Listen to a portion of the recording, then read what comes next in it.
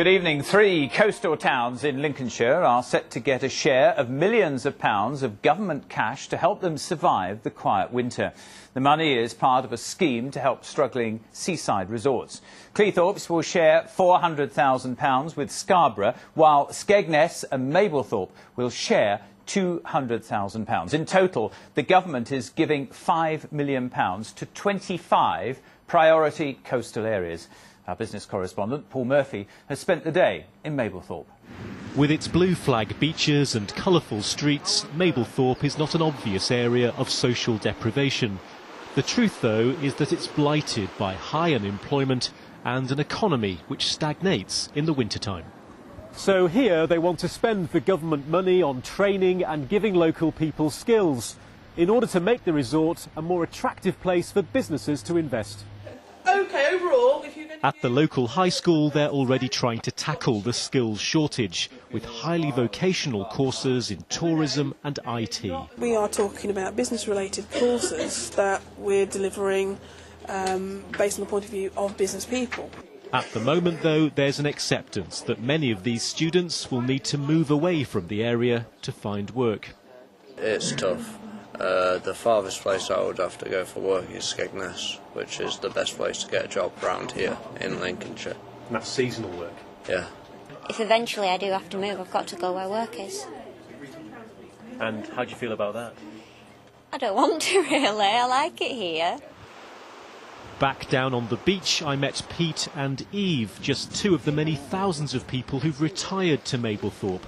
What's needed here, they say, is even more government investment. For the youngsters, there's absolutely nothing for them to do. They've got to hang about around the arcades up in town and that sort of stuff, which is not doing them any good. So they all just move. To boost the local economy, Mablethorpe has attempted to extend its tourist season into winter, and the signs are that this is working.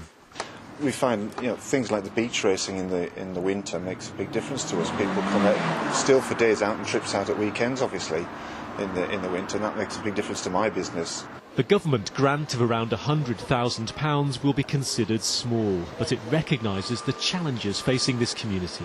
We want seaside towns which have great potential and many very attractive features to have a strong future. So that means helping get through the coming summer, attracting the tourist trade, tidying up areas that may have become run down, extending festivals, whatever the local authority think is the right thing to do. We'll never be a huge manufacturing district, that won't happen. But actually we are able to demonstrate success with the cultural events that we've been doing, our tourism industry, and we need to expand on that. And so the town begins its summer season with a sense of optimism and with the hope that the government will continue to recognise the issues facing coastal communities. Paul Murphy, BBC Look North, Mablethorpe. Hi, Paul Murphy in Mablethorpe. Well, I've been speaking to one of the country's leading experts on coastal communities. Professor Steve Fothergill from Sheffield Hallam University told me how much of an impact this money would actually have. This money in itself is not huge. It's not going to be transformational. But I think it perhaps should be regarded as the first tranche of what eventually could be quite a substantial flow of money to places such as Mablethorpe, Skegness and so on. For many years the seaside towns were sort of under everybody's radar and nobody really gave them much attention. But I think, credit to everybody in government who's woken up to the problem now and realises that it does need addressing. They might have woken up, but this is a drop in the ocean. It's not going to go very far. I mean, the council were telling me earlier on it wouldn't even paint the pier. The remarkable thing is that any money has been found at all at this juncture. Yes, this money is not going to be transformational. It will not make a complete difference to any of the resorts. But it's a step in the right direction, and at a time of very tight constraints on public spending, it's a signal. It's a signal that for once the seaside towns are going to be taken seriously. Why are the towns on the Lincolnshire coast struggling so much compared to, say, Scarborough or Hastings or St Ives, which the minister says are thriving? He says they can do it. Why can't the other towns? It's certainly true that the Lincolnshire coast is a problem area in terms of the seaside resorts. I put that down to really 2 factors. One is the remoteness of the towns on the coast in Lincolnshire. That means that they're not very accessible to day trippers, and it's day trippers who've kept places like Scarborough afloat.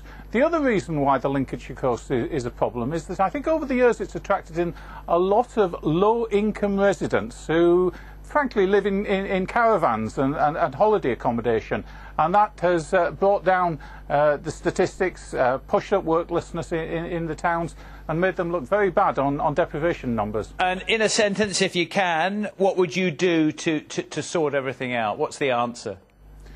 The seaside tourism industry is not dead, it needs to be nurtured, but it needs other things to be grown alongside it for these towns to be successful and prosperous in the long term. Very good to talk to you, Professor. Thank you very much indeed.